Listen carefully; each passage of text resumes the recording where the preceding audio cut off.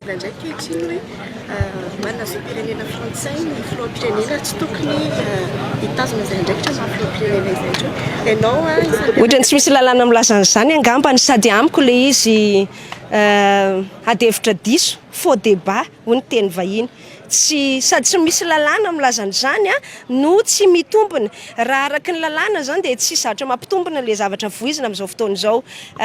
mbola nazava mikasika an'io moa zany satria fahitako azy tsy miresaka lalàna zany le olona miteny azy na ny lalam-panorenana lazaina aza tsy lalam-panorenana mila jerena le andininy resahany fa iresaka an'io anatin'ny fandaharako raha mpitso anazava ny lalàna angambany zay no azo ilazana azy misy tokoa ny resaka miteraka resabe amin'ny tambazotra iny zany na tsy hiditra lalina be fa fatatsika zany hoe misy lalàna velona zany eto amin'ny tany sy ny firenena fa misy an'ireny article zay miparitaka reny fanontaniana mipetraka hoe applicable ve amin'ny réalité socio-politika eto ve iny lalàna iny zany fanontaniana voalohany zany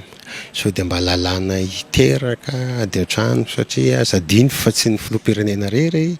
no victime raha ohatra ka mitombona tokoa zany ireny zavatra ireny fa ny malagasy rehetrarehetra izay manana mizaka ny zoam-pirenena hafa zany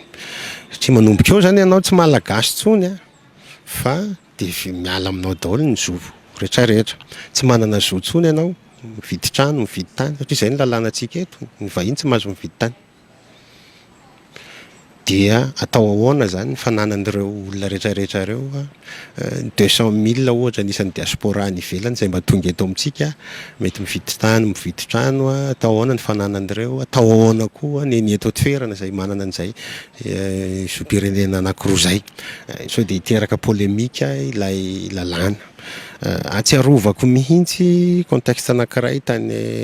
Côte d'Ivoire zao contexte zao alavainy élection ohatra zao mihitsy no nivoizina fa tsy tena ivoriana nga Ouattara dia niteraka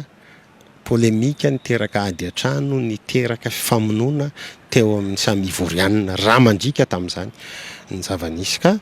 zay ve ny tena tiana tongavana eto ady an-trano zay no mampanahy ahy zany amin'ilay izy ka iny lalàna iny dia hiteraka polémika dikan'izay zany mitodika amin'ny institution sy ny vahoaka malagasy hoe azo atao tsara no mampiato ny lalàna ohatra ireny rehefa hita fa hiteraka danger ho an'ilay firenena zay concept zay no antsoina hoe moratoire suspension légale na lalàna anankiray na dia efa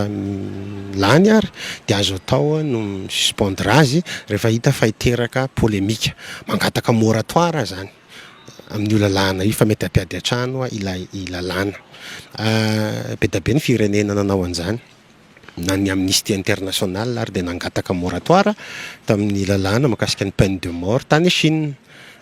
nangataka ihany koa zareo moratoire tany amin'ny Arabie Saoudite mahakasika an'le lapidation reny sy ireo châtiment corporel reo azo atao tsara ny mangataka an'izay rehefa lalàna anankiray hita fa ratsy satria misy lalàna ratsy zay koa tokony ho fantatry ny malagasy na dia lany ary dia misy lalàna ratsy ny loi sur l'apartheid neka lalàna zany amin'ny fanavakavahana nefa nampiarina lalàna misy ratsy ka za mahita fa ratsy io lalàna io satria hampiady amin'ny malagasy eto ohatran'ny karazana loi discriminatoire ihany ny fahitako azy dia mangataka fampiatonana amin'ny alalan'izay concept moratoire